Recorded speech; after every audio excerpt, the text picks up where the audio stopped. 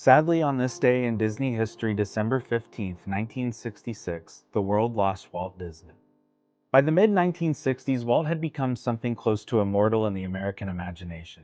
Millions knew him as Uncle Walt, the reassuring presence on television, the visionary behind Disneyland, the man whose name had become synonymous with imagination itself. So when word quietly spread that he had passed away at just 65 years old, it came as a shock that rippled far beyond Hollywood. Walt died that morning at St. Joseph's Hospital in Burbank from acute circulatory collapse caused by lung cancer.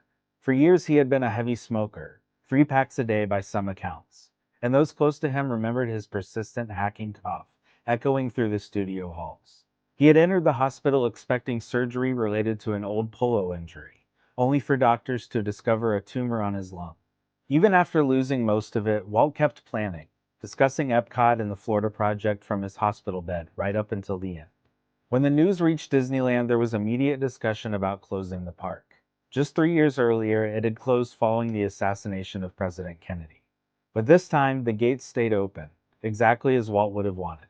Flags along Main Street, USA were lowered to half-staff, and that night, under an unusually cold Anaheim sky, the holiday parade stepped off as scheduled, dusted with artificial snow and quiet reverence.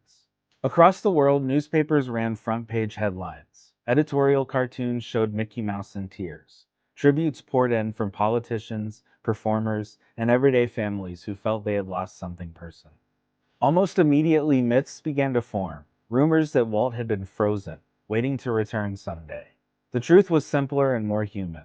Walt Disney was cremated, laid to rest with his family, and mourned by a world he had helped dream a little bigger.